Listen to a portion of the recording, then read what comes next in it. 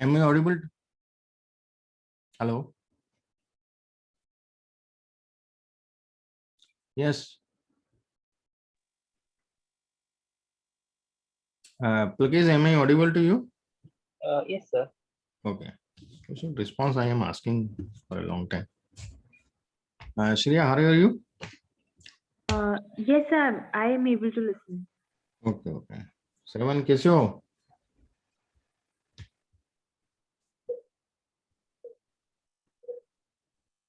Okay. आज दो लोग और हैं, वो एक को फीवर आ गया है और एक और रिया नहीं आई आज, और ऐश्वर्या शायद ज्वाइन करें थोड़ी देर में. तो आज हम शुरू कर रहे हैं डेटा एनालिटिक्स का कोर्स. मैं थोड़ा सा आपको ब्रीफ बताऊंगा और उसके बाद हम शुरू कर रहे हैं. हिंदी और इंग्लिश आप जो भी हैं अपन उसमें कंफर्टेबल आप जिसमें रहेंगे अपन उसको फॉलो करेंगे या बायलिंगुअल करेंगे इसको. Okay.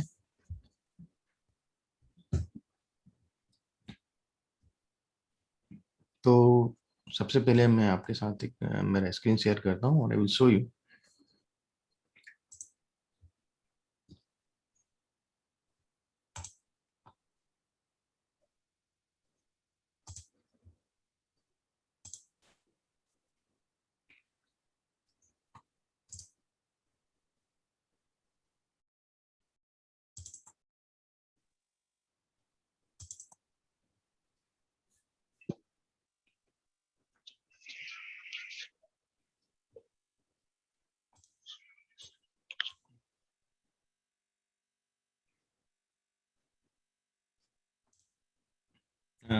This the workshop on data analytics and machine learning. और ये कोर्स जो है 3 मंथ का है. अल्टरनेट डे सेशन रहेंगे अपने 1.5 घंटे के टीटीएस. और हर टॉपिक के बाद एक असाइनमेंट होगा. और after one portion, one section, हम करीब 4 से 5 प्रोजेक्ट करेंगे. अब मैं सेक्शन भी बताऊंगा सेक्शन क्या होते हैं. हर एक सेक्शन के बाद 3, 4, 5 प्रोजेक्ट रहेंगे जो हम करेंगे. ठीक है. असाइनमेंट के लिए आपको टाइम दिया जाएगा 1 वीक का. उसमें आपको असाइनमेंट सबमिट करना है ना.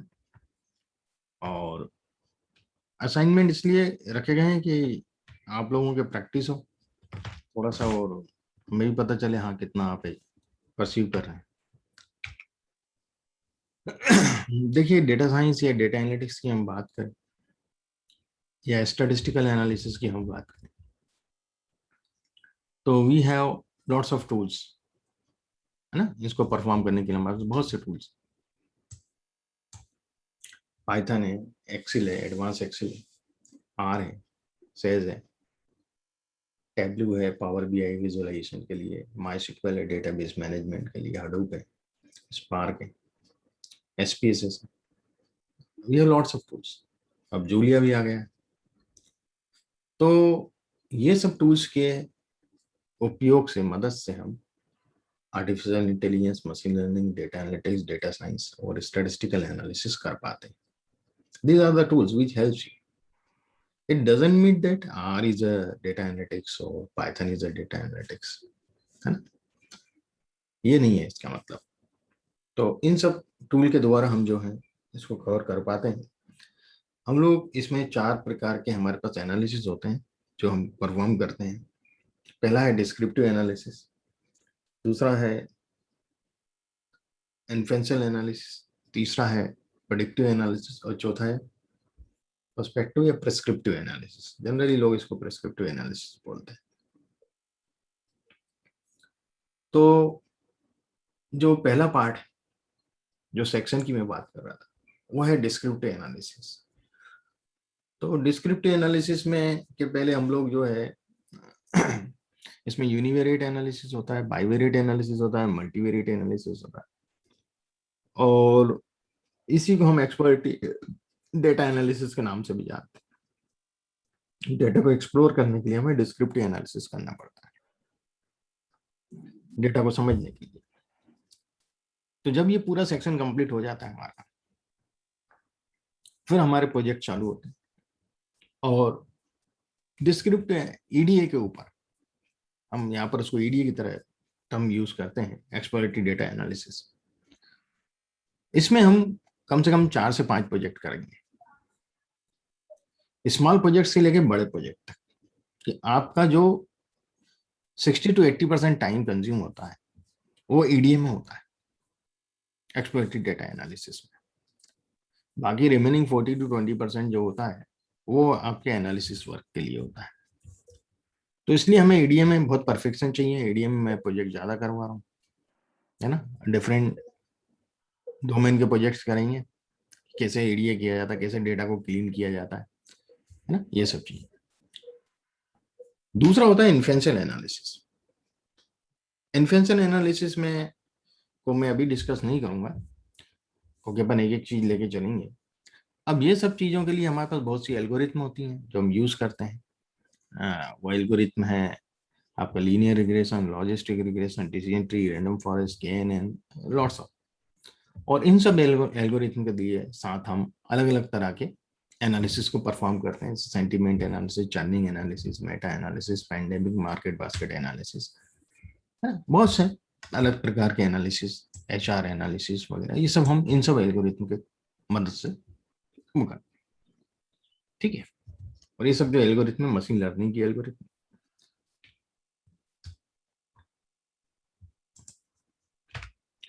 अब हम देखें कि डेटा साइंस प्रोसेस है क्या। ठीक है। Lots of people are confuse with. So आप देखेंगे कि यहाँ जो ऊपर एरो है, collection, cleaning, exploratory data analysis, model building and model deployment. तो इसमें जो कलेक्शन है डेटा का, मतलब डेटाबेस मैनेजमेंट की हम बात करें, warehouse, data warehouse की बात करें, डेटा रैंगलिंग की बात करें, ये सब वर्क जो है आईटी पर्सन्स के होते हैं। तो डेटा इंजीनियर्स का काम रहता है, वो डेटा आपको आपके फॉर्मेट में देते हैं, जहां से आप उस डेटा को उठा के आप अपना काम करते हैं। तो डेटा कलेक्शन और क्लीनिंग, ये दो पार्ट जो है डेटा इंजीनियर आपको करके देते हैं। पर आप देखेंगे कि डेटा क्लीनिंग पे ओवरलैप है।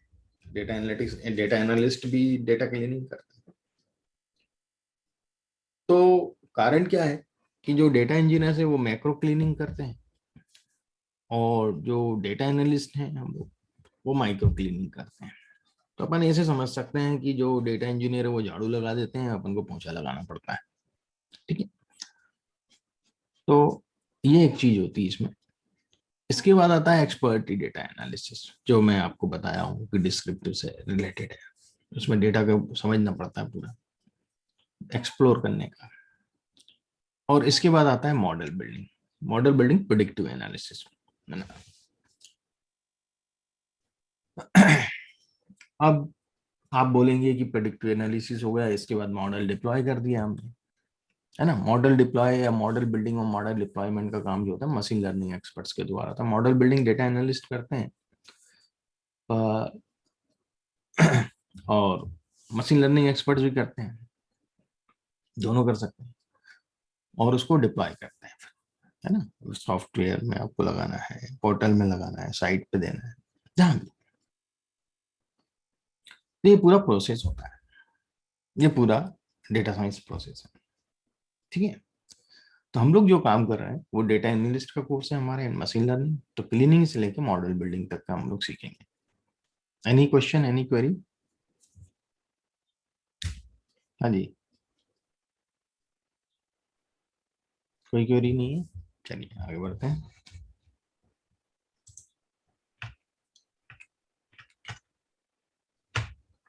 देखिएगा, वेरियस रोल्स हैं डेटा इंजीनियर के, डेटा और बिजनेस इंटेलिजेंस एनालिस्ट। मैं इसी की बात करूंगा कि data analyst are responsible for collecting, processing and analysing the data to help the company find insights from it, which helps in taking business decisions. जो business intelligence analyst हैं are nothing but data analyst, but more focused on visualisation, reporting aspect of it. BI analyst का जो काम होता है वो visualisation reports बना के और उसको इंटरप्रेट करना, रिपोर्ट करना। दैट इज अ सब डोमेन ऑफ डेटा एनालिस्ट, है ना। तो हमें यहाँ दो सर्टिफिकेशन जो आपको मिलने वाले हैं, एक डेटा एनालिस्ट और एक बीआई एनालिस्ट, है ना।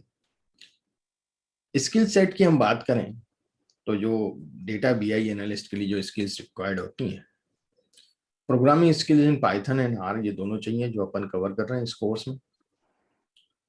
इस कोर्स में हम लोग के 5 मॉड्यूल है। पहला मॉड्यूल है स्टैटिस्टिकल कंसेप्ट या एजेंसीज ऑफ स्टैटिस्टिक्स। दूसरा मॉड्यूल जो है वो आपका data analytics with R, R के हेल्प से हम पूरी चीजें देखेंगे। तीसरा जो मॉड्यूल है वो है माइस्क्ल, डेटाबेस मैनेजमेंट।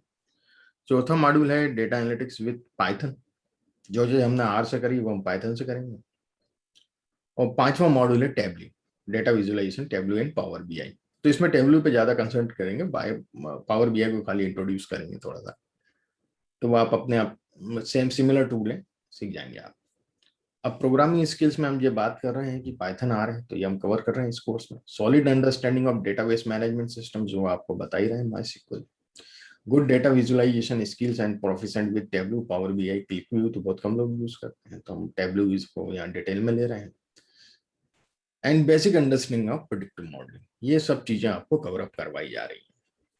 ये जो सीटीसी है, जो सैलरी है एनुअल, ये एवरेज सैलरी है इंडिया की, है ना, national average salary for data analyst. और ये 1 ईयर एक्सपीरियंस पर्सन के हिसाब से है, 1 से 2 साल का जो एक्सपीरियंस होता, तो 5,07,612 ना, ये सैलरी है, नेशनल एवरेज सैलरी। 5 लाख का पैकेज डिपेंड करता है, ये एवरेज है 3.5 लाख से 6-7 लाख के बीच में। एवरेज जो है वो 5 लाख के लगभग का है। लैंग्वेज टूल्स की हम बात करें तो हम यहाँ सीख रहे हैं, सिक्वल सीख रहे हैं, एक्सेल भी हम लोग थोड़ा बहुत जानेंगे, Python, R, Tableau, Power BI, basic of big data, basics of cloud. तो लैंग्वेज टूल्स ये जरूरत रहती है, तो क्लाउड वगैरह हम लोग यहाँ कवर नहीं कर रहे हैं, वो काम हो जाता है थोड़ा सा डेटा साइंटिस्ट का, है ना। बिग डेटा भी हम लोग यहाँ नहीं ले रहे हैं, तो ये 2 चीजें हम लोग नहीं रहे हैं। बिग डेटा क्योंकि वो पार्ट हो जाता है डेटा इंजीनियर, और बेसिक्स ऑफ क्लाउड पार्ट हो जाता है आपका डेटा इंजीनियर भी यूज करता है, और आप डिप्लॉयमेंट के लिए भी यूज करते हैं।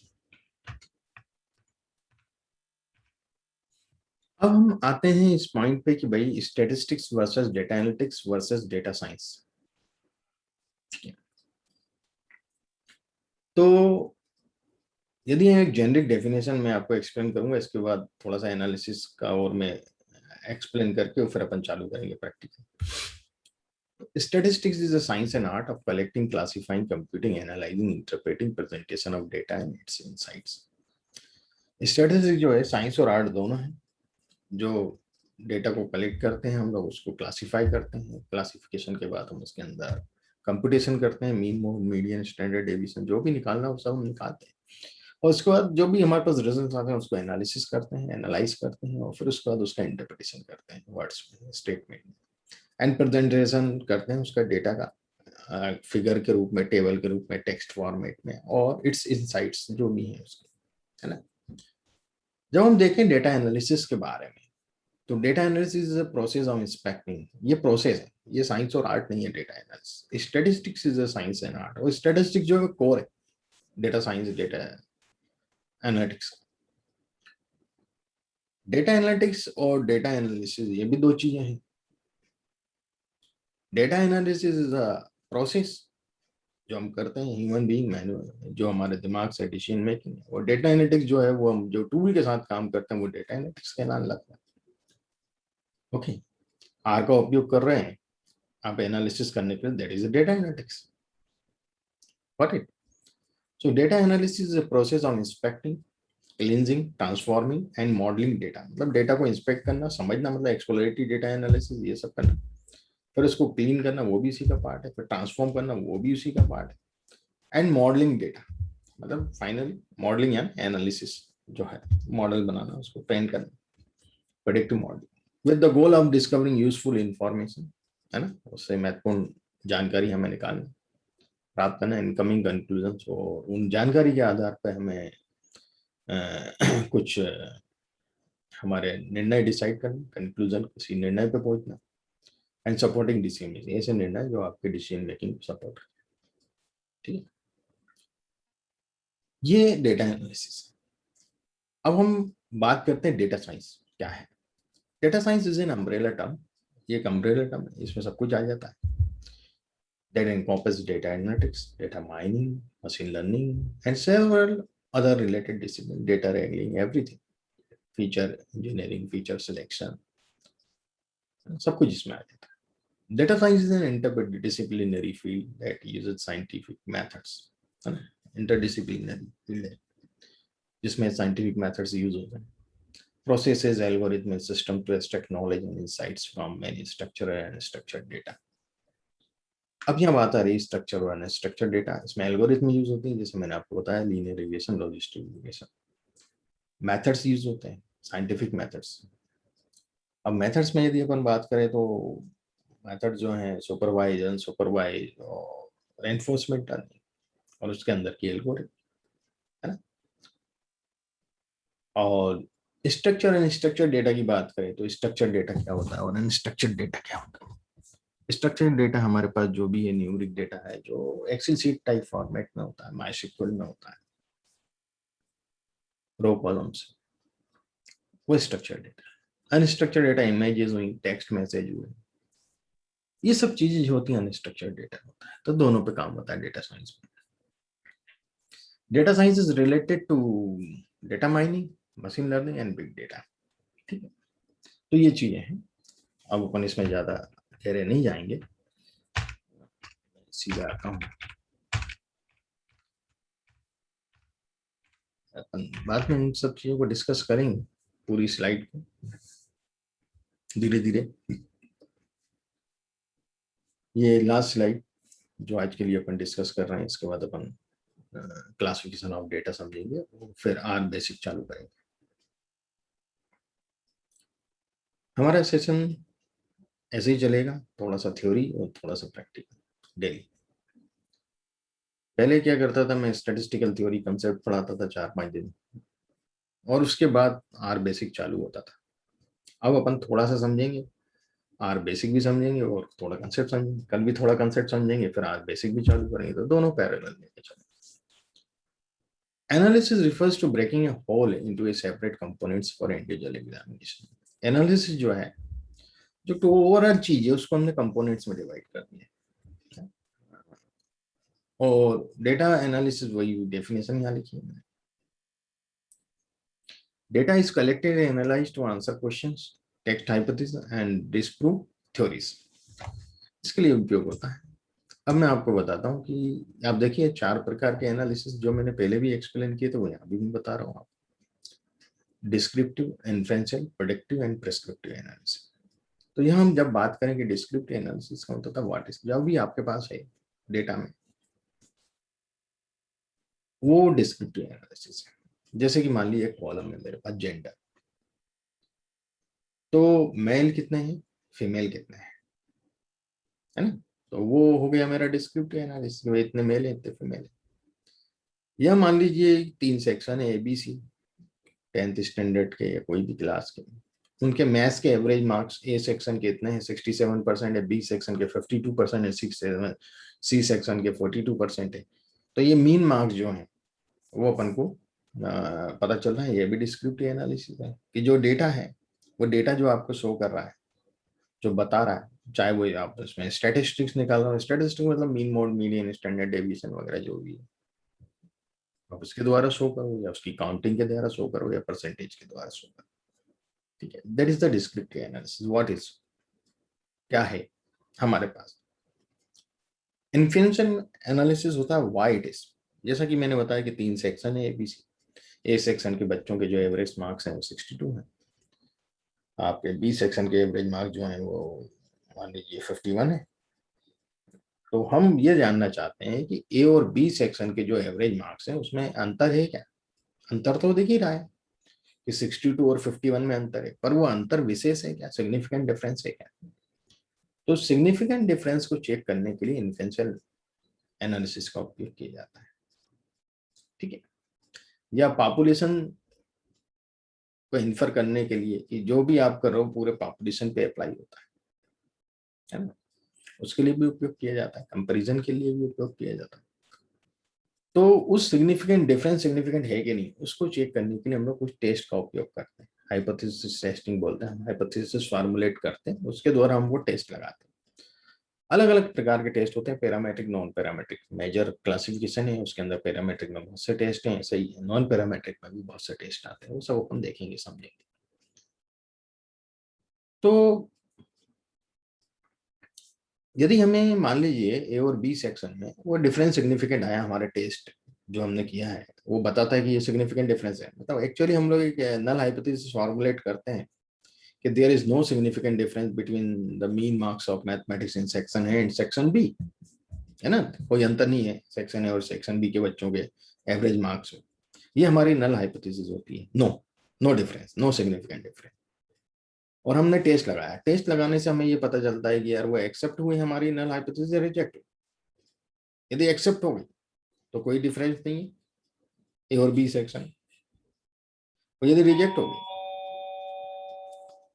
तो रिजेक्ट हो गई तो वहां डिफरेंस है ना। जस्ट अ मोमेंट, मैं आया एक मिनट।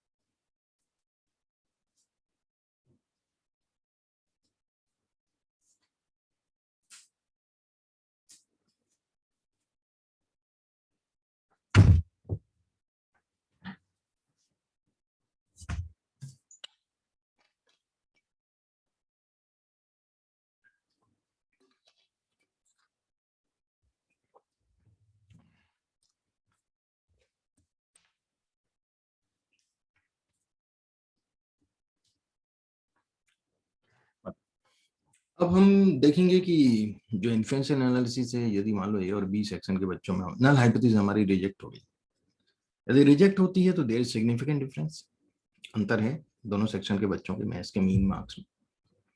यदि सिग्निफिकेंट डिफरेंस है तो हम कॉज एंड इफेक्ट का पता करेंगे, क्या कारण है, क्यों है। सो यहाँ लिखा है व्हाई इट इज, ऐसा क्यों, है ना, कॉज एंड इफेक्ट की स्टडी होती है इन्फ्लुएंशियल एनालिसिस में। थर्ड आता है प्रेडिक्टिव एनालिसिस, यहां से मशीन लर्निंग स्टार्ट हो जाता है, ठीक है। मशीन लर्निंग यहाँ से स्टार्ट हो जाता है। यहाँ यदि हम बात करें कि क्रॉप प्रोडक्शन और रेन, तो आप देखेंगे कि जो क्रॉप प्रोडक्शन है वो रेन पे डिपेंड करता है, और हमारे पास पिछला डेटा है यदि रेन का, तो हम उससे प्रेडिक्ट कर सकते हैं क्रॉप प्रोडक्शन क्या है, ठीक है, कितना होगा, इतनी रेन, मिलीमीटर रेन होगी तो कितने टन क्रॉप प्रोडक्शन होगा, ये सब चीजें हम लोग इसमें स्टडी करते हैं। वहीं प्रिस्क्रिप्टिव एनालिसिस में क्या होता है कि भाई रेन को जरूरी नहीं है कि क्रॉप प्रोडक्शन को रेन ही इफेक्ट कर रहा हो, सॉइल क्वालिटी, सीड क्वालिटी, बहुत सी दूसरी चीजें, पेस्टिसाइड है, फर्टिलाइजर्स है, सनलाइट है, और इरिगेशन है। तो मशीन लर्निंग में तो हम लोग ये सब चीजें फिट करेंगे कि भाई हमारी सॉइल क्वालिटी ये है, हम सीड ये ले रहे हैं, हम फर्टिलाइजर ये ले रहे हैं, तो हमें टारगेट वेरिएबल जो हमारा है क्रॉप प्रोडक्शन वो बता देगा कि इतना होगा। पर मान लीजिए आपका जो प्रेडिक्शन आ रहा है वो एक्स मैट्रिक टन आ रहा है, और डिमांड है वाई मेट्रिक टन की, और वाई बहुत बड़ा है एक्स से और वाई में डिफरेंस है, आपको ज्यादा पैदावार करना है पर आपके यहाँ क्रॉप प्रोडक्शन कम हो रहा है, अब आप क्या करेंगे? आप किसी एक्सपर्ट की राय लेंगे, है ना, एग्रीकल्चर एक्सपर्ट की राय लेंगे, उनसे आप पूछेंगे कि हमारा प्रोडक्शन कैसे बढ़ाया जाए। वही काम आर्टिफिशियल इंटेलिजेंस भी करता है, एक्सपर्ट है।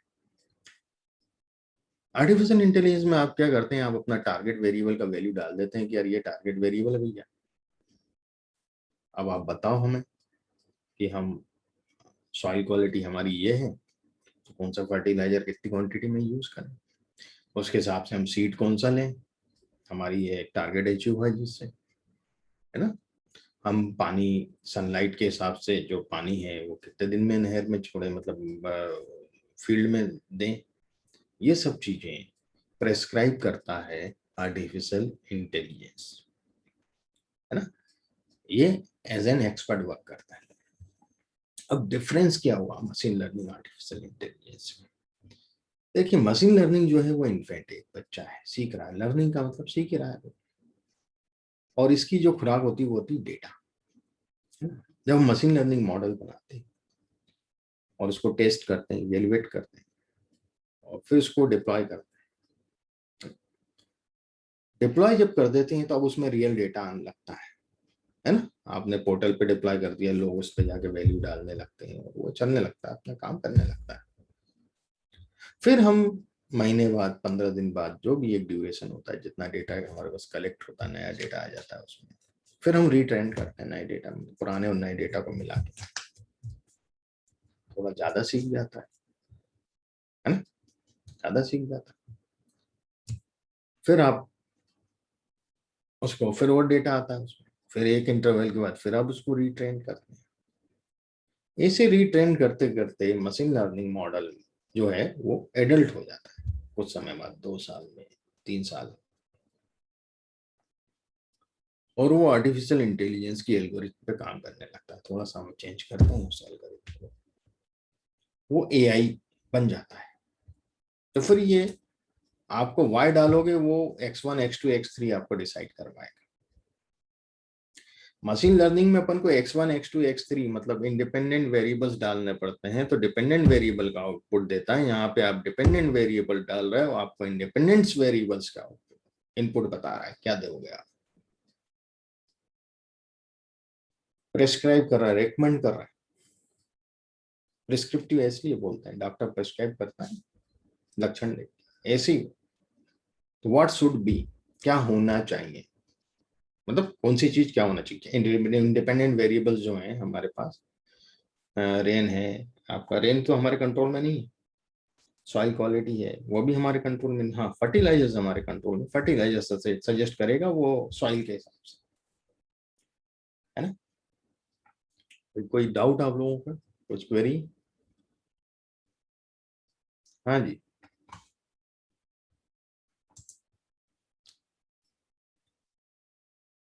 हाँ भाई बिल्किस, हाँ जी सर। समझ में आया? जी जी। हाँ श्रिया? यस सर, समझ में आ रहा है। ठीक है, श्रवण भाई? जी सर, आ रहा है समझ में। है ना। जी। और ये अपन ने एक थ्योरी, मैं ज्यादा थ्योरी में नहीं जा रहा हूँ अभी क्योंकि आप लोग फिर बोर हो जाओगे। अब अपन आते हैं कि क्लासिफिकेशन ऑफ डेटा में आपको पहले एक्सप्लेन करता हूँ, फिर अपन आर कैसे इंस्टॉल करते हैं, आर स्टूडियो कैसे इंस्टॉल करते हैं, उनके बेसिक डेटा टाइप्स क्या उसके बारे में समझेंगे आज। ठीक है, तो देखते हैं।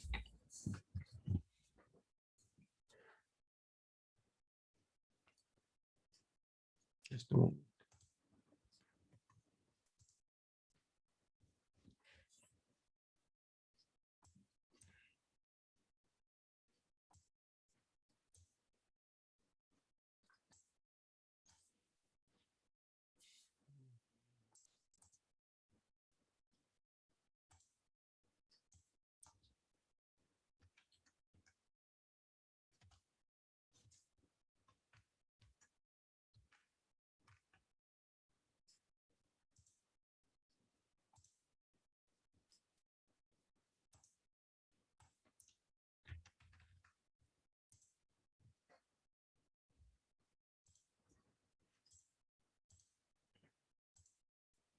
दिख रहा है आपको व्हाइट बोर्ड? हेलो। हाँ जी सर। दिख रहा है सर। भाई आप लोग रिस्पॉन्स करा करिएगा, मुझे पता चले ना आप लोग बैठे देख रहे हो, नहीं तो आप लोग बस लॉग इन करके ही।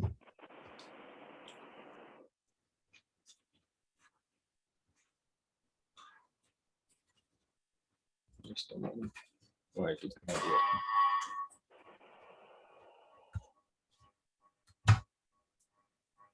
Just a moment. तो पेन वर्क नहीं कर रहा है, पेन वर्क नहीं कर रहा है।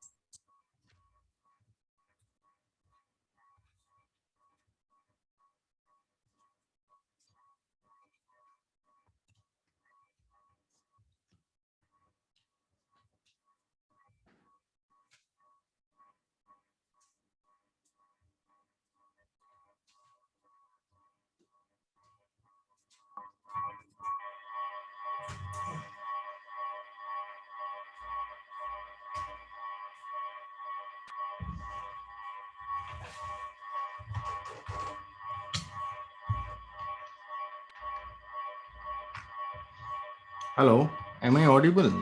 Yes sir. Am I audible? Yes sir. ठीक। चलिए शुरू करते हैं इसको। देखिए हम लोग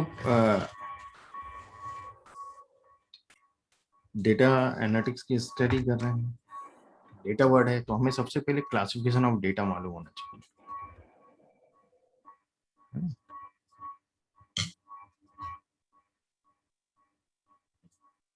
यहाँ बहुत से क्लासिफिकेशन ऑफ डेटा है, ठीक है। और एक सेकंड, लाइट गया हुआ है।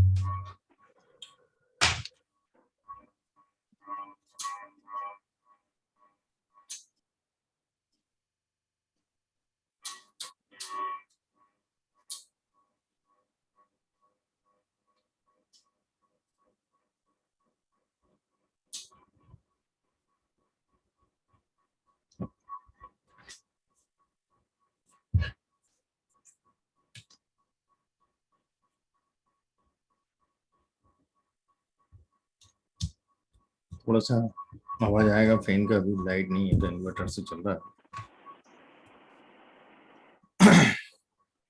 तो देखिएगा कि जो क्लासिफिकेशन है, वेरियस क्लासिफिकेशन हमारे पास डेटा के, और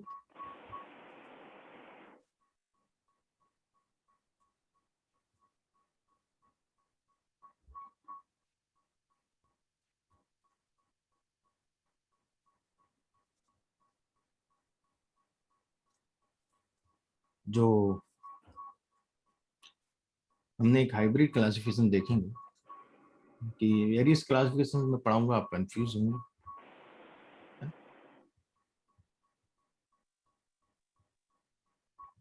हेलो। जी सर। वेरियस क्लासिफिकेशन में पढ़ाऊंगा तो आप लोग कंफ्यूज होंगे, इसलिए मैं एक हाइब्रिड क्लासिफिकेशन बनाया है, मैं उसी को एक्सप्लेन करता हूँ आपको, जिससे आपका कंफ्यूजन ना हो। एक कैटेगरिकल डेटा होता है, एक न्यूमेरिक डेटा होता है। ये दो प्रकार के बेस में देख रहे हैं data analytics point of view से। हम अनस्ट्रक्चर्ड स्ट्रक्चर्ड डेटा की बात नहीं कर रहे हैं, स्ट्रक्चर्ड डेटा का ही पार्ट देख रहे हैं। कैटेगरिकल डेटा क्या होता है? कैटेगरिकल डेटा होता है जैसे मान लीजिए जेंडर आपका है और जेंडर में मेल या फीमेल है, तो ये कैटेगरी है ना। इसी प्रकार से आप मान लीजिए कि आपका नेम ऑफ सिटीज है, जहाँ आप रहते हैं लोग, उनके सिटी के नाम, तो ये भी कैटेगरिकल डेटा होगा। मुंबई हुआ, दिल्ली हुआ, है ना, ग्वालियर, अहमदाबाद वगैरह, ये सब जो है सिटी के नाम है, ये भी कैटेगरिकल डेटा है। या हेयर कलर्स की बात करें, बालों का कलर, ये भी कैटेगरिकल डेटा है। कि ब्राउन कलर है, ब्लैक कलर है, गोल्डन कलर है ना, सिल्वर कलर है, वाइट कलर है, ये भी कैटेगरिकल डेटा है। तो इस प्रकार का डेटा हमें सीधे समझ में आ जाता है, जो वर्ड में लेटर फॉर्मेट में है, ये सब कैटेगरिकल डेटा है। ठीक है, कैटेगरी। न्यूमेरिक डेटा हम जानते हैं कि जो भी नंबर के फॉर्मेट में न्यूमेरिक डेटा होता है, और न्यूमेरिक डेटा के भी अपने कुछ क्लासिफिकेशन है। ठीक है, पहला जो न्यूमेरिक डेटा होता है वो ऑर्डिनल डेटा होता है, बाइनरी डेटा होता है और स्केल डेटा होता है। तीन प्रकार का डेटा न्यूमेरिक। हम सबसे पहले बात करेंगे ऑर्डिनल डेटा। ऑर्डिनल डेटा क्या चीज होती है?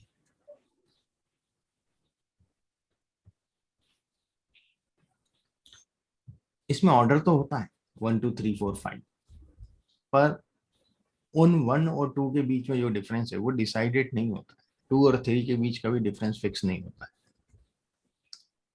ऑर्डर है पर इंटरवल सेम नहीं है, interval is not confirm.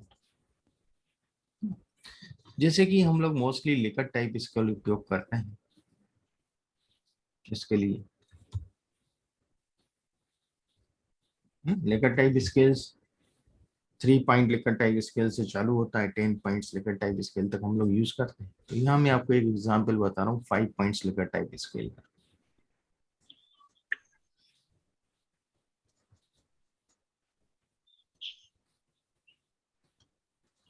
Type scale है, स्केल नहीं है ये, है ना। Type, Likert type scale, scale नहीं बोलते हैं, ऑर्डिनल डेटा है, स्केल नहीं, स्केल डेटा नहीं है। तो इसलिए हम लोग इसमें लिखते हैं लिकट स्केल नहीं लिखते हैं, लिकट टाइप स्केल। ठीक है, लिकट के टाइप का जो स्केल है उसका। अब इसमें मैं कुछ चीजें लिख रहा हूँ, देखिएगा।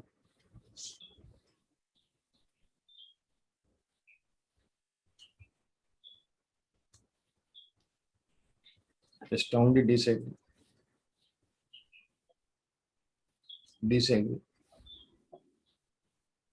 not certain,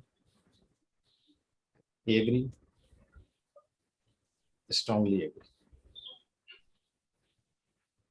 ओके, अब आप बताएंगे कि ये क्या है, ये कैटेगरिकल है न्यूमेरिक है?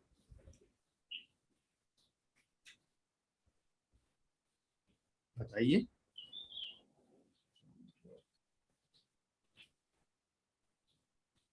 हाँ जी,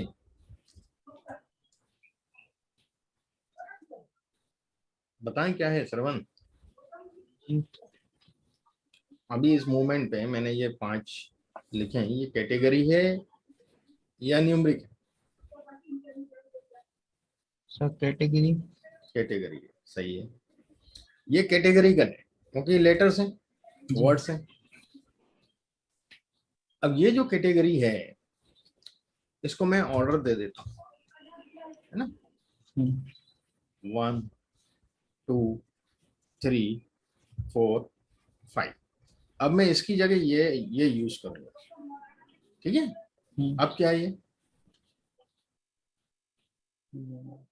न्यूमेरिक। अब न्यूमेरिक हो गया। यहां था कैटेगरी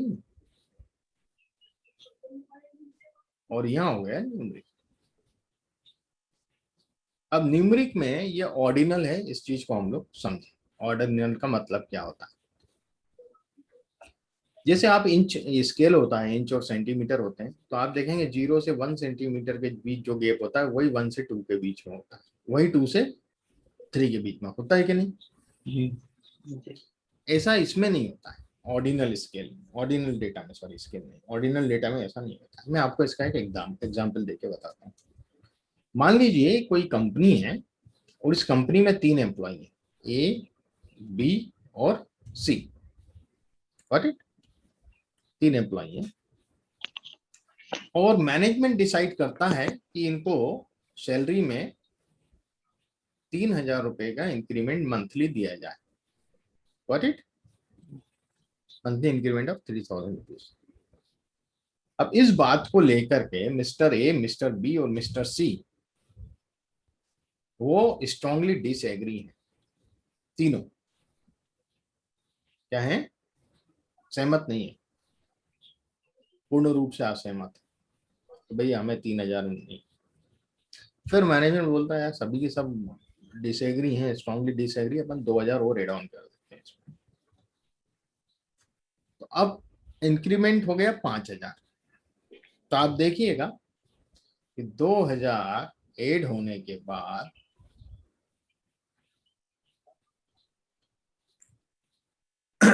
आदमी कहां से कहां गया। मिस्टर ए जो है वो स्ट्रांगली डिसएग्री थे, जैसे ही 2000 रुपए उसमें इंक्रीमेंट हुआ वो स्ट्रांगली एग्री हो गए। मिस्टर ए, अमाउंट वही 2000 है ना जो एक्स्ट्रा मिला। मिस्टर बी न्यूट्रल हो गए, चलो ठीक है। और मिस्टर सी खाली स्ट्रांगली डिसएग्री से डिसएग्री पे गए 2000 रुपए में। तो आप देखिए अमाउंट तो सबको सेम मिला, 2000 रुपए का इंक्रीमेंट, पर किसी का नजरिया स्ट्रांगली डिसएग्री से स्ट्रांगली एग्री में कन्वर्ट हो गया, किसी का नजरिया स्ट्रांगली डिसएग्री से नॉट सर्टेन में शिफ्ट हो गया ओपिनियन, किसी का स्ट्रांगली डिसएग्री से डिसएग्री में रहा। तो अमाउंट तो वही 2000। तो ये जो 1-2 हम बात करें इधर, ये 1 है, ये 2 है, ये 3 है, ये 4 है, ये 5 है। तो यहाँ देखिए 1 से 5 का बीच का डिफरेंस जो है 2000, तो हमारा स्केल डेटा है। मनी जो है, रुपीज जो है वो काय में है, स्केल हुआ ना, वो तो इंटरवल डेटा है, सेम होता है। 1 से 2 रुपए के बीच में, 2 से 3 के बीच में वही गैप है। तो ये तो सेम है, पर वही 2000 1 to 5 भी हो रहा है, वही 2000 जो हो रहा है 1 to 3 भी हो रहा है, वही 2000 1 to 2 भी हो रहा है। समझ में आ रहा है?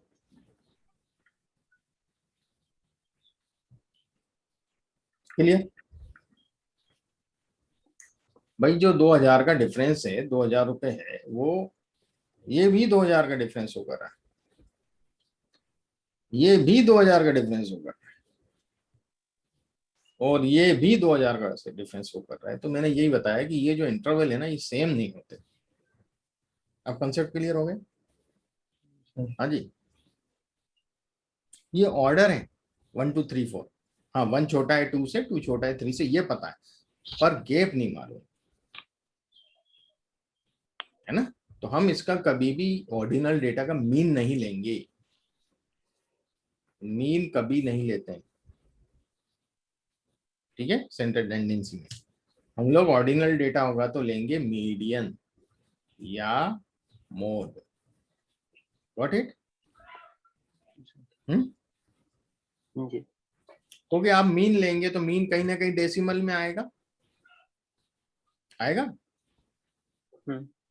और डेसिमल में आएगा तो आपको, यदि स्केल है तो आपको पता है कि 2.5 कहाँ रखेंगे, स्केल होता तो यहाँ रख देते हैं आप बीच में, है ना। ये सेम है ना, इंटरवल फिक्स है इंटरवल। तो आप 2.5 2.4 जहां भी रखना हो सही जगह रखा था, यहाँ तो इंटरवल ही फिक्स नहीं, तो आप कहाँ रखोगे? हैं? समझ रहे हो ना, मीन आप कहाँ रखोगे, पॉसिबल ही नहीं। तो इसलिए हम लोग मीडियन और मोड पे जाते हैं। ये तो रही ऑर्डिनल डेटा की बात। अभी अपन इसको डिटेल में इन्फ्लुएंशियल एनालिसिस के टाइम और डिटेल में पढ़ेंगे। दूसरा होता है बाइनरी डेटा। बाइनरी डेटा होता है 0-1 के form, yes no true false, है ना, ट्रू फॉल्स, इस तरह के डेटा को बाइनरी डेटा बोलते हैं। अब बाइनरी डेटा का अपना क्या उपयोग है? ऐसा है कि मान लो एक जेंडर कॉलम है अपने पास, जिसमें मेल और फीमेल दिया है। मान लो यहां मैं ऑर्डर दे दिया 102, तो जरूरी है मेल को 1 दूं और फीमेल को 2 दूं? क्या बोलते? मतलब यदि मैं 1-2 ऑर्डर दे रहा हूं तो इसका मतलब ये हुआ कि female are having performing 2 times than male, है ना। तो जब हम इसको किसी भी कैलकुलेशन में उपयोग करेंगे तो मान लो इनकम है, इनकम इंटू जेंडर, तो आपने फीमेल के लिए 2 मल्टीप्लाई करोगे, मान लो 5,000 रुपीज उसकी इनकम है, आपने 2 से मल्टीप्लाई किया, वो तो गलत रिप्रेजेंट कर रहा है, 10,000 रुपीज रिप्रेजेंट कर रहा है, जबकि मेल के लिए तो वो 5,000 रिप्रेजेंट करेगा, तो मेल को आपने 1 दिया। क्लियर हो रहा है बात है? जी सर। तो ये तो गलत हो गया, है ना। अब ये गलत हो गया तो हम क्या करते हैं, इस तरह के डेटा को बाइनरी डेटा में कन्वर्ट करते हैं। तो जेंडर है मेल फीमेल, तो हम कोई भी एक ले लेंगे, दोनों नहीं लेंगे। मैं यहाँ दोनों लिख के बता रहा हूँ आपको समझाने के लिए, एक मेल कॉलम और एक फीमेल, हम लेते एक ही है, n-1 होता है, डमी वेरिएबल बनाना बोलते हैं हम इसको, डमी वेरिएबल्स क्रिएट करते हैं, ठीक है। तो जो जेंडर था हमारा मेल फीमेल था, हमने एक मेल का कॉलम बना लिया, एक फीमेल का बना लिया, पर लेंगे एक ही, यूज जब भी करेंगे एक ही करेंगे। अब जो मान लो पहला रमेश, तो वो मेल है, तो मेल पे 1 हो जाएगा, फीमेल नहीं है तो फीमेल पे 0 है। कविता फीमेल है तो मेल नहीं है, व्हाट इट, What is है ना। फिर भूपेश मेल है, व्हाट इट। तो हमें दोनों कॉलम की जरूरत नहीं है, यदि हम खाली मेल ही ले रहे हैं तो जो 1 है तो वो मेल है और 0 है तो फीमेल है, तो हमें जरूरत ही नहीं है ये फीमेल वाले कॉलम की, है क्या, बताइए आप। हमें ऐसे ही में पता चला कि कौन मेल है कौन फीमेल है, चल रहा। जी सर। पर मैं दोनों के हिसाब से बताता हूँ। 5,000 है, इसमें हम लोग क्या करें, मेल प्लस फीमेल, ओके। अब पहला मैं रमेश की बात करता हूँ, रमेश का 5,000, मेल पे 1 है और फीमेल पे क्या है, 0 है, गॉट इट। अभी दोनों कॉलम ले रहा हूँ मैं, और प्रेडिक्टिव में करते हैं डमी वेरिएबल n-1, वो अपन बाद में बात करेंगे, अभी समझने के लिए। क्या आया इसका, 5,000 आया। अब मैं कविता की बात करूं, उसका भी सैलरी 5,000 है, तो मेल पे 0 है उसमें और फीमेल पे 1, ये भी कितना आया, गॉट इट। हाँ जी Okay, sir. Shreya, Yes, sir. समझ में आया क्यों बाइनरी हाँ लिया sir. जाता है हाँ. ना। हम ऑर्डर नहीं दे सकते हैं, यदि ऑर्डरिंग कर देंगे तो 1 2 3 4 वो गड़बड़ हो जाएगा हमारा मामला पूरा, है ना। तो हम वहाँ बाइनरी कर लेते हैं, तो जो भी एक सिलेक्ट होता है सबकी वैल्यू 1 1 0 1 में है ना, ठीक है। तो ये बाइनरी हो गया। इसके बाद हम आते हैं स्केल डेटा पे, स्केल डेटा देखें क्या होता है।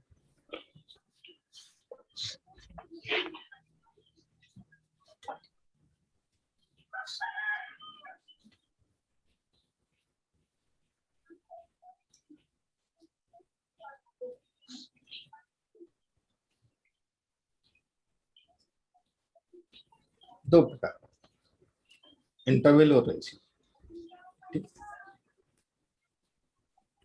अब इसमें डिफरेंस क्या है, 0 का डिफरेंस।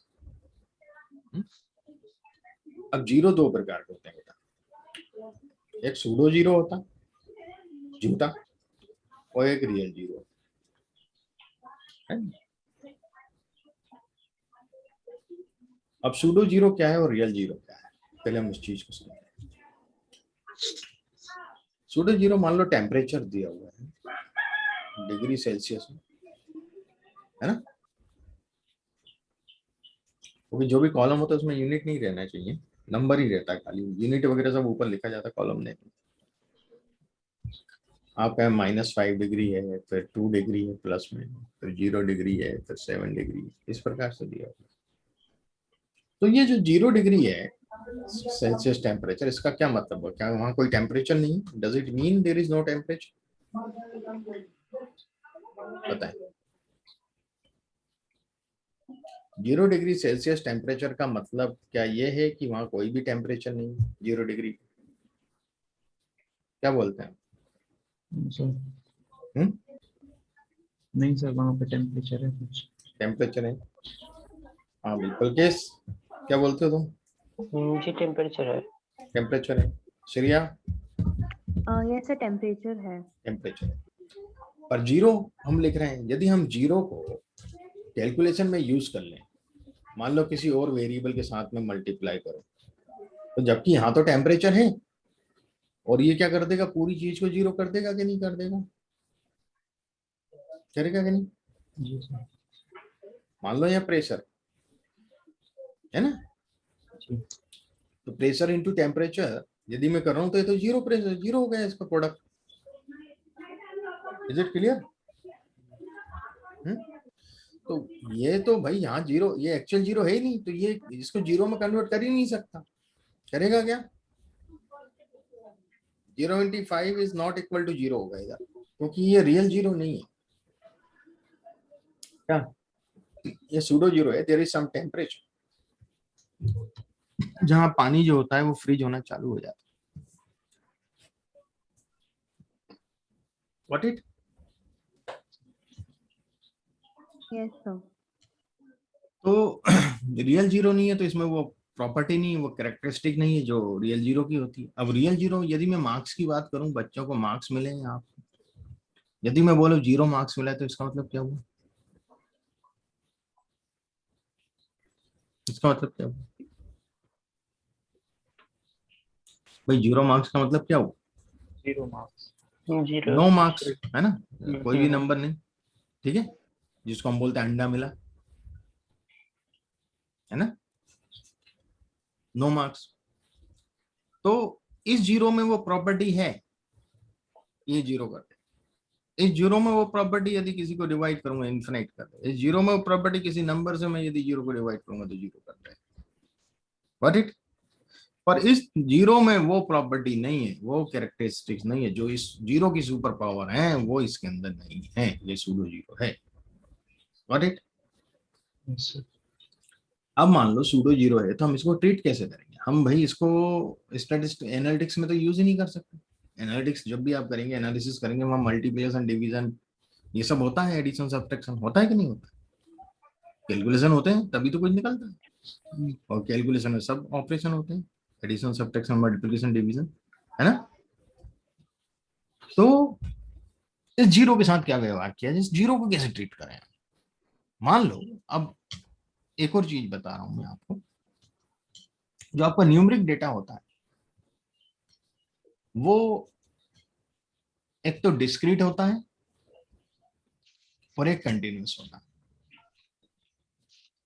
अब डिस्क्रीट डेटा क्या होता है कि यदि हमारे पास जो वेरी फ्यू यूनिक वैल्यूज होती हैं, फ्यू यूनिक वैल्यूज, और यहाँ मैनी यूनिक वैल्यूज।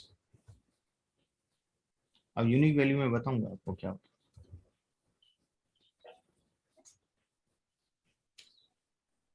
देखिएगा, मैं आपको आर पे ही बताता हूँ, तो आपको और जल्दी समझ में आ जाएगा कि क्या यूनिक वैल्यू और क्या वो है।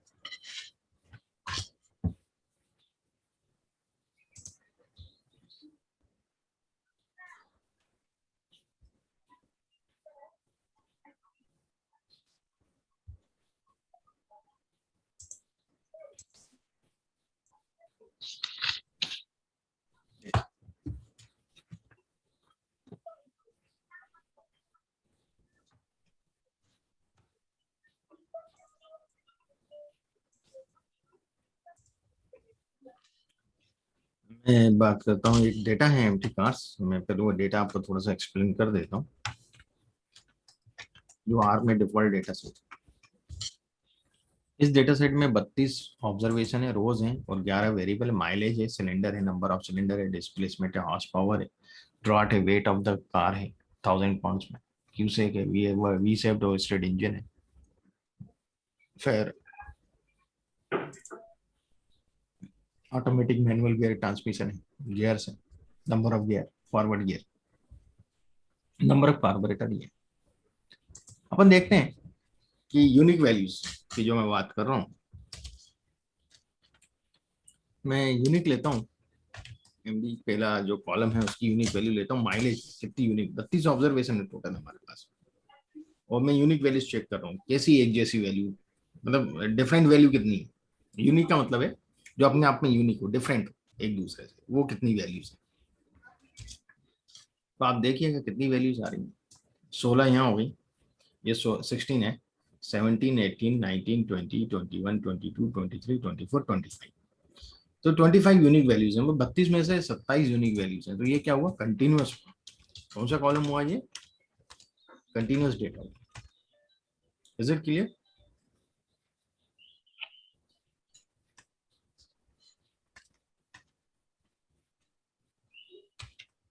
Continuous data. ओके। अब यदि हम बात करें दूसरे कॉलम की, तो आपको करके बताता हूँ। सेकंड कॉलम देखता हूँ इसका। कितनी यूनिक वैल्यू इसमें बताएं।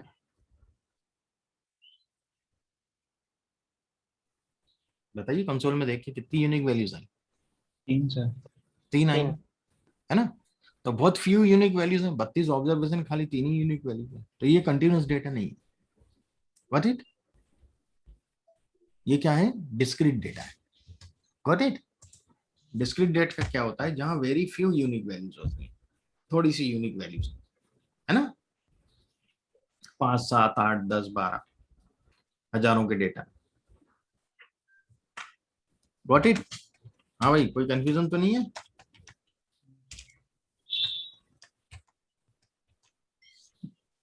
हाँ जी।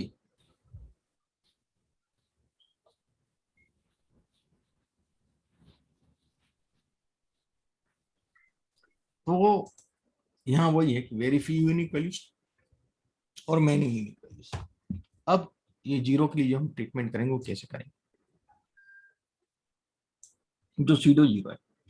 यदि मान लीजिए यहाँ आपके पास बहुत कम वैल्यूज है, यूनिक वैल्यूज बहुत कम है, वेरी फ्यू यूनिक वैल्यूज हैं, तो ये आप क्या करेंगे, ये डिस्क्रीट डेटा हो गया।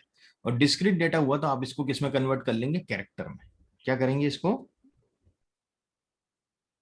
कैरेक्टर में कन्वर्ट करेंगे या फैक्टर में कन्वर्ट करेंगे। तो कैरेक्टर में जब कन्वर्ट करेंगे तो ये सब इसके आगे कॉर्ड्स लग गए, मतलब ये अब नंबर नहीं रहा, ये अब लेटर की तरह काम करेगा। What it, any doubt? और फिर हम इसके वही करेंगे, डमी वेरिएबल बनाएंगे बाइनरी। तो -5 डिग्री का एक हो गया, 2 डिग्री का दूसरा वेरिएबल हो गया, 0 डिग्री का तीसरा हो गया, और 7 डिग्री का चौथा हो गया। यहां तक समझ में आया, है ना। ये अपने वेरिएबल्स हो गए, ये कॉलम हो गया अपने। व्हाट इट, हाँ या ना। सर ये Yes. कॉलम अपन ने ऐसे बना लिया क्योंकि वेरी फ्यू यूनिक वैल्यूज थी, तो हमने उससे जगह डमी वेरिएबल ले लिए सब। अब डमी वेरिएबल लिए, जहां -5 डिग्री सेल्सियस टेम्परेचर होगा वहां अपन 1 कर देंगे, बाकी में 0 हो जाएगा। मान लो कहीं पे 0 डिग्री सेल्सियस टेम्परेचर है तो 0 पे 1 होगा, बाकी जगह। अब समझ में आ गया 0 को कैसे ट्रीट कर लिया हमने। हाँ, बोल के हैं। हाँ सर, स्टेप और एक बार कीजिए ना। अच्छा, क्या है कि हमारे पास बहुत कम यूनिक वैल्यूज, हमारे पास मान लो 100 डेटा है ना। 100 डेटा है, 100 लोगों का डेटा है, डेटा पॉइंट्स हमारे पास 100 हैं, जिसमें यही -5 डिग्री है, फिर आपका 2 डिग्री है, 7 डिग्री है, जो भी है ना। 7 डिग्री, 0 डिग्री, 2 डिग्री, ऐसा टेम्परेचर है। हमने इसको क्या किया, कैरेक्टर में कन्वर्ट कर दिया। कैरेक्टर यानी कोट्स लगा देते हैं तो वो लेटर की तरह यूज होता है, फिर उससे आप मल्टीप्लिकेशन डिवीजन नहीं कर सकते। समझ में आ रहा है। हम्म। कैरेक्टर जो डेटा टाइप होता है उसमें गुणा भाग नहीं हो सकता कुछ भी। तो हमने इसको कैरेक्टर में कन्वर्ट करके, जैसे जेंडर मेल और फीमेल को लिया था ना थोड़ी देर पहले 0, 1 में, हम्म। वैसे इसको कर लेंगे। मान लो आपके पास जो डेटा है वो इस प्रकार से है, -5 डिग्री सेल्सियस, फिर 0 डिग्री सेल्सियस, फिर -5 डिग्री सेल्सियस, फिर 2 डिग्री सेल्सियस, है ना, फिर 7 डिग्री सेल्सियस, ऐसा डेटा है।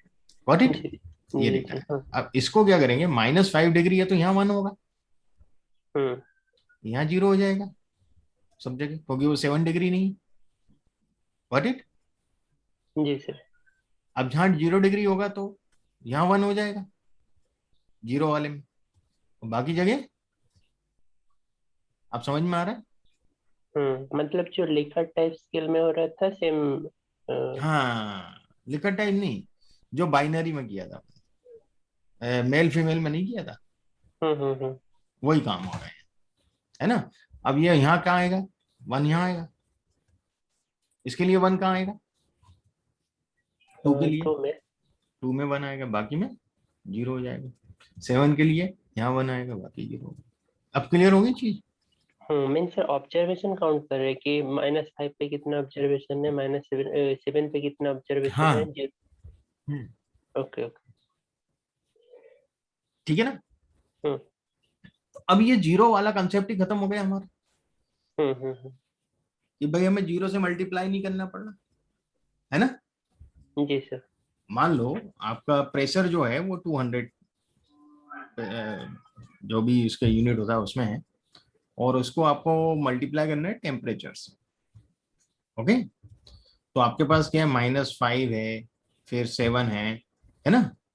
क्लियर, हम्म कैरेक्टर में। ओके, ये है। तो आप मान लो 0 डिग्री सेल्सियस के लिए कर रहे हैं, तो क्या हो जाएगा, 200 -5 पे 0, 7 पे भी 0, 0 डिग्री वाले पे 1, बाकी 0। Got it. हम्म। अब समझ में आ गया सब। जी जी। ऐसे होगा। तो यहाँ 0 से तो मल्टीप्लाई नहीं हुआ, किससे हुआ, अब ये 1 से हुआ ना, 0 की जगह, हम्म है ना। Got it now. हम्म। अभी सीरियस समझ में आ गया। हाँ सर, पर हर टेम्परेचर पे तो फिर 200 ही आएगा। वो 200 आएगा, वो अपन ने बाइनरी लिया है ना, अच्छा बाइनरी लिया है, बाइनरी लिया है, तो वो हर टेम्परेचर पे 200 दे रहा है, वो अपनी जगह ठीक है, क्योंकि हमने कैरेक्टर ले लिया उसको, अच्छा। है ना। वो इसी प्रकार से किया जाता है इसको, ठीक है। पर क्या होता है कि इसके साथ यही नहीं है, इसके कॉफिशिएंट्स डेवलप होते हैं, जब हम मॉडलिंग करते हैं ना, तो इसके कॉफिशिएंट्स डेवलप होता है बेटा। वो कॉफिशिएंट इसके साथ मल्टीप्लाई होकर इसकी वैल्यू को चेंज करते हैं। समझ में आ रहा है, हाँ सर। क्लियर। हाँ। ये कैरेक्टर है, इसके साथ इसका कॉफिशिएंट आएगा। मान लो -0.8 आया, तो -0.8 इंटू 1, व्हाट इट, क्लियर हुआ। हाँ सर। वो कॉफिशिएंट के साथ मल्टीप्लाई होता है। वहां भी अपन उस चीज पे नहीं जा रहे हैं अभी, तो खाली अपन इसको समझ रहे हैं कि हम इसको कैसे ट्रीट करते हैं। अब मान लो आपके पास डेटा है टेम्परेचर का, पर आपके पास मेनी यूनिक वैल्यूज है, तो कंटिन्यूस डेटा हुआ, बहुत सारी यूनिक वैल्यूज है, -2, -1, 0, 5, 1, 2, 3, 3.2, 7, 8.4, इस प्रकार से बहुत सारे हैं। क्लियर। तो अब आप इसको डमी वेरिएबल तो नहीं बना सकते, डमी वेरिएबल तो कम कैटेगरी होती है, तो आप बना लोगे, 4, 5 हुई, 10 हुई, 8 हुई, 7 हुई। पर यहाँ तो मान लो हजारों का डेटा है, हजारों यूनिक वैल्यूज है। Got it. तो हम इतने डमी वेरिएबल कैसे बनाएंगे, संभव ही नहीं है क्या संभव।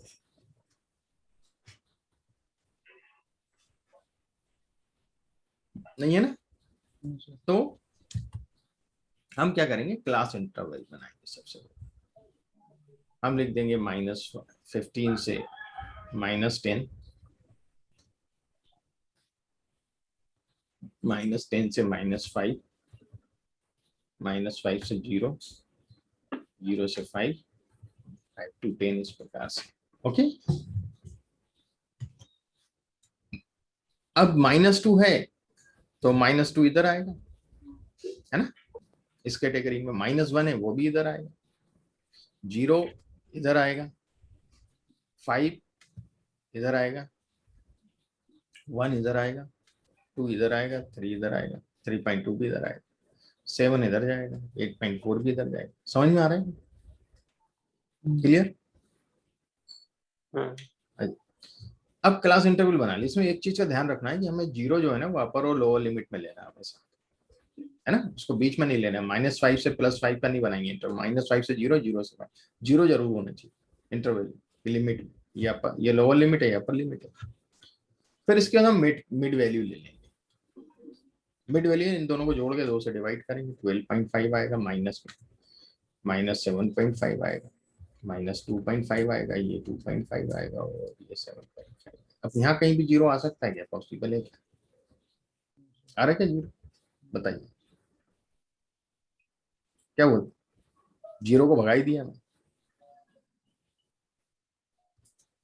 जो मेरे पास रॉ डेटा था मैंने उसको बाइंड किया, पहले मैंने क्लास इंटरवल बनाया, क्लास इंटरवल की मैंने मिड वैल्यू ले ली, तो वो जीरो का जो चक्कर था ना वो हट ही गया, सब जगह से हट गया। हमें प्रॉब्लम किससे? जीरो से। हम जीरो को मल्टीप्लाई नहीं कर सकते, अर्थमेटिकल ऑपरेशन में डाल सकते, एडिशन, सॉरी एडिशन में तो, एडिशन मल्टीप्लिकेशन सब्सट्रैक्शन, मतलब अर्थमेटिकल ऑपरेशन में हम यूज नहीं कर सकते। जीरो के साथ प्रॉब्लम थी, हमने जीरो को हटा दिया उसमें से। क्लियर? अब हम इनका जो टेम्परेचर इसको मल्टीप्लाई भी कर सकते हैं, डिवाइड भी कर सकते हैं, हमें खाली जीरो से प्रॉब्लम थी, बाकी किसी नंबर से टेम्परेचर में प्रॉब्लम नहीं है। क्या बोल रहे हैं आप लोग, समझ में आया है जी जी। हाँ सर।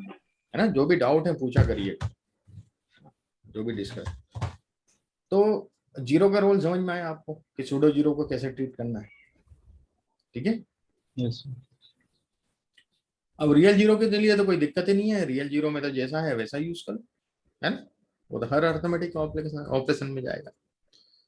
तो अब यहाँ हम आ रहे थे इंटरवल रेशियो डेटा, तो मैंने जीरो का कंसेप्ट बताया। तो इंटरवल डेटा क्या है? जहां दोनों जीरो होते हैं, सूडो और रियल दोनों यहाँ आते हैं। कलर चेंज करता हूँ, सूडो भी होता है और रियल भी, इंटरवल में दोनों होता है।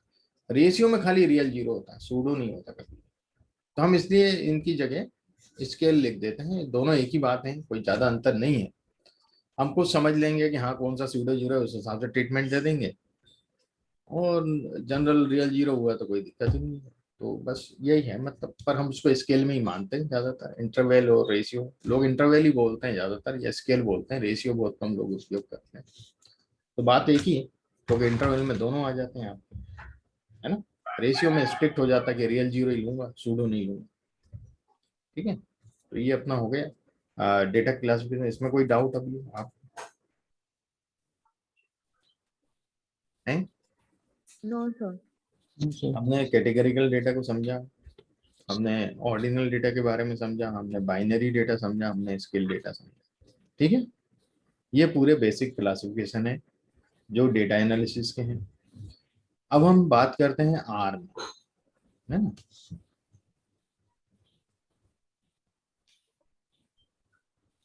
भाई आर, पुलकेश तुम्हें आर तो डाउनलोड होगा तुम्हारे उसमें, जी जी। श्रवण को भी है, और श्रिया तुम्हारे आर,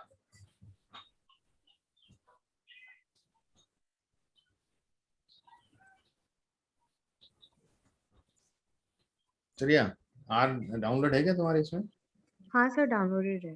ठीक है, तो आर के बारे में जानते हो ना? बेसिक मुझे समझाने की जरूरत तो नहीं है भाई, ये नहीं कंसोल है, नहीं ये स्क्रिप्ट है, ये ग्लोबल एनवायरनमेंट है, और ये, है ना? नहीं नहीं तो वो नहीं, ये तो एक्सप्लेन करने आता की है। जरूरत है।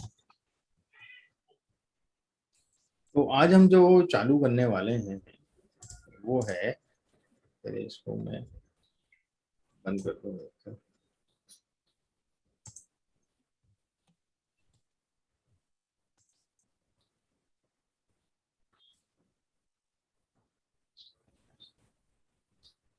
देखिए, सबसे पहले मैं आपको एक चीज बताता हूँ, क्योंकि कई लोग इस प्रैक्टिस को फॉलो नहीं करते, जो कि बहुत इंपॉर्टेंट है।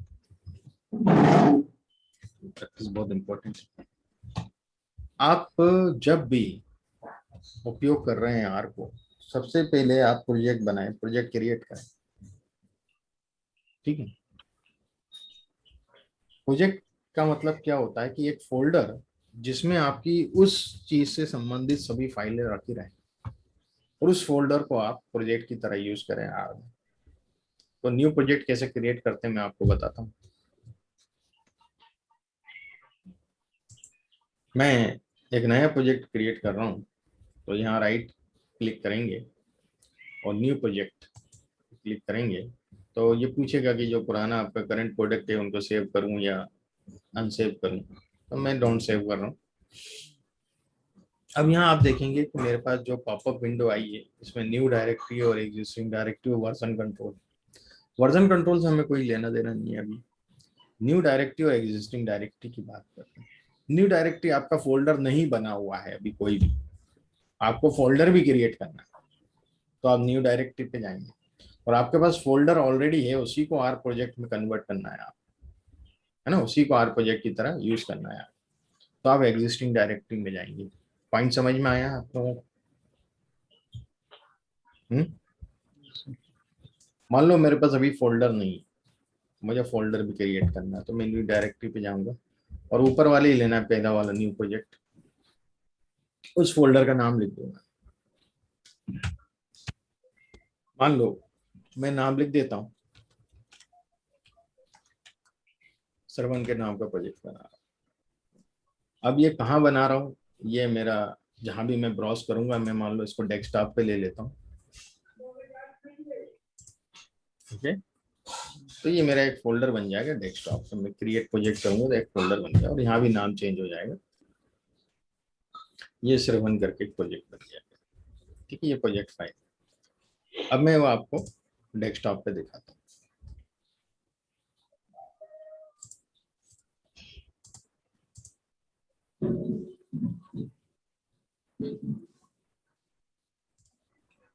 देखिए श्रवण के नाम का फोल्डर,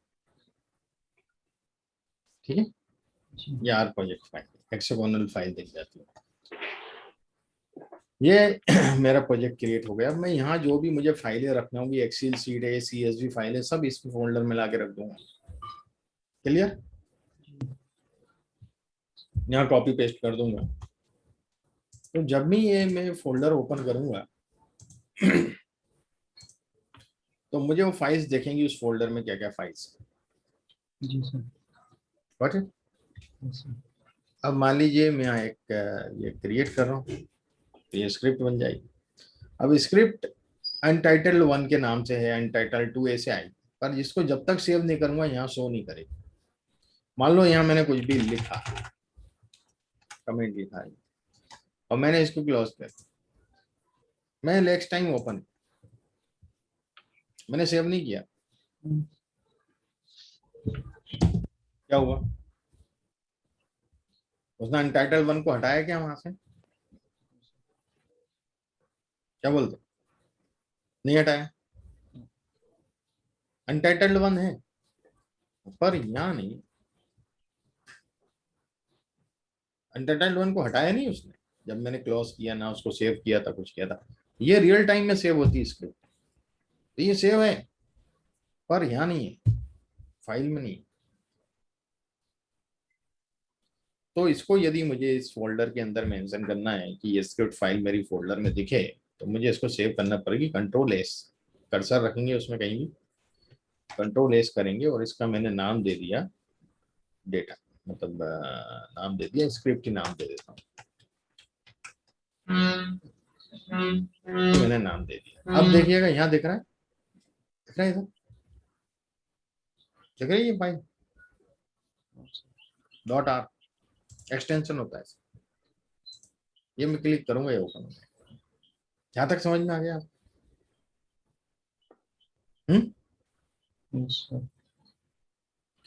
तो कभी भी आर पे काम करें, कोई भी चैप्टर है, आप उस नाम का फोल्डर बनाएं, उसको प्रोजेक्ट में कन्वर्ट करें और उसके अंदर सब फोल्डर, ठीक है, ऐसे ही नहीं आर पे काम कर देना है। दूसरी चीज, मैं डेस्कटॉप पे जा रहा हूँ, डेस्कटॉप पे सर्वर नाम का फोल्डर है, मैं ये सब फाइलें हटा देता हूँ इसमें से।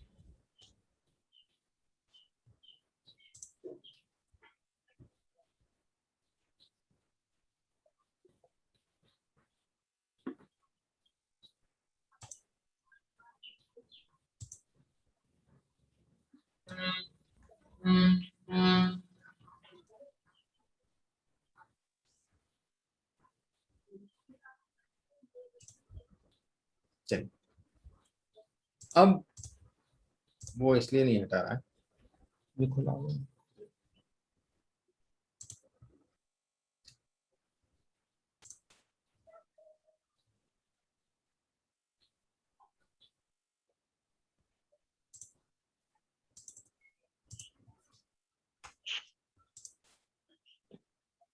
ये हटाएगा इसका। चलिए कोई बात नहीं। अब मैं इसको बंद कर देता हूँ।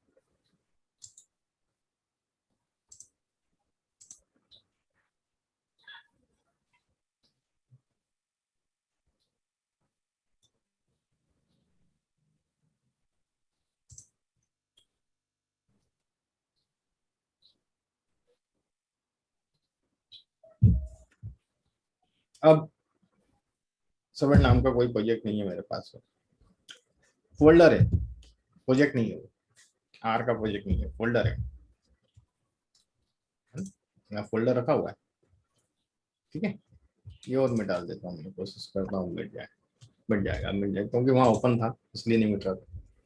अब इस फोल्डर में कुछ भी नहीं है, है ना। सर्वन फोल्डर में कुछ भी नहीं है हमारे पास, खाली फोल्डर है, या और भी दूसरी फाइल पड़ी है, और आर प्रोजेक्ट नहीं है। फाइलें और हो सकती है उस फोल्डर में, उससे कोई दिक्कत नहीं। कोई भी CSV PDF कुछ भी फाइलें आपकी पड़ी हो, स्क्रिप्ट भी पड़ी हो आर की, पर आर का प्रोजेक्ट फाइल नहीं है, हेक्सागोनल वाली फाइल जो प्रोजेक्ट फाइल होती है वो नहीं। अब मुझे उसको सर्वन को फोल्डर मेरे पास है, मुझे वहां प्रोजेक्ट क्रिएट करना है, ठीक है। तो मैं जाऊंगा वही न्यू प्रोजेक्ट पे।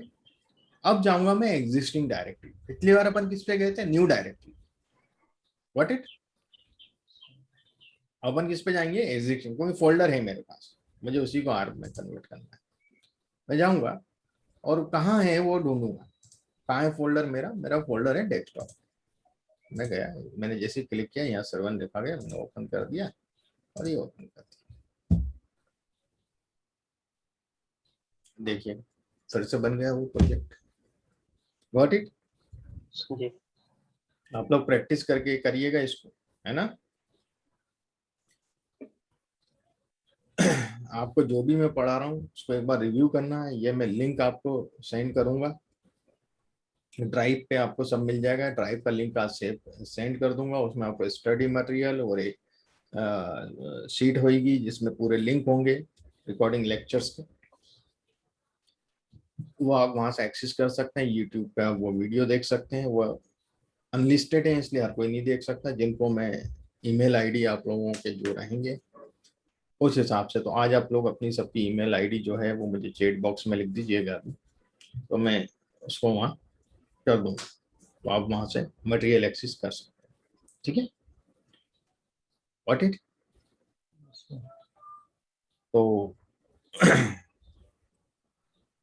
आप लोगों को इस प्रकार से यूज हो सकता है चीजें, ठीक।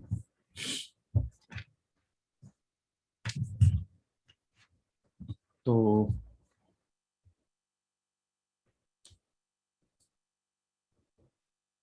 प्रोजेक्ट क्रिएट करना आ गया भाई आप लोगों को, बल्कि हाँ सर। सही है जी ना। Yes sir. ये बेसिक चीज होती है, पहले हम प्रोजेक्ट क्रिएट करेंगे, बाद में ही काम करना है, ठीक है। अब मैं आता हूँ मेरा जो प्रोजेक्ट है ओपन करने के लिए, क्या है कि मेरे पास प्रोजेक्ट बने हुए हैं ऑलरेडी, तो कुछ प्रोजेक्ट तो जो मैं रिसेंटली यूज कर रहा हूँ उसके नाम तो यहाँ देगा ही वो, है ना। पर मुझे मान लो और भी प्रोजेक्ट हैं, पूरे नाम तो यहाँ देगा नहीं लिस्ट। तो मैं ओपन प्रोजेक्ट पे जाऊंगा और जहाँ वो प्रोजेक्ट रखा है वहां से वो प्रोजेक्ट ओपन करूंगा। तो यहाँ मैं प्रोजेक्ट ले रहा हूँ आर फंडामेंटल्स, है ना। मैंने ये क्लिक किया यहाँ, ये यहाँ आ गया, हाँ, और मैंने इसको ओपन कर दिया, ठीक है। ये मेरा आर फंडामेंटल्स का प्रोजेक्ट हो गया। अब आर फंडामेंटल्स में उस फोल्डर में जितनी भी फाइल्स हैं मुझे यहाँ दिख रही हैं, ये सब मटेरियल पड़ा है, PDF फाइल भी पड़ी है और भी इमेजेस पड़ी हैं, बहुत कुछ पड़ा है, ठीक है। यहाँ से यदि आप कोई भी फाइल डिलीट करते हो तो आपके सिस्टम से चली जाएगी, ध्यान रखिएगा, है ना। तो ये गलती मत करिएगा कि आपने यहाँ टिक किया और वो फाइल को सोचा कि यहाँ से जाएगी सिस्टम में रहेगी, ऐसा नहीं, वो सिस्टम से ही चली जाएगी, क्लियर। तो ये गलती मत करिएगा कभी। तो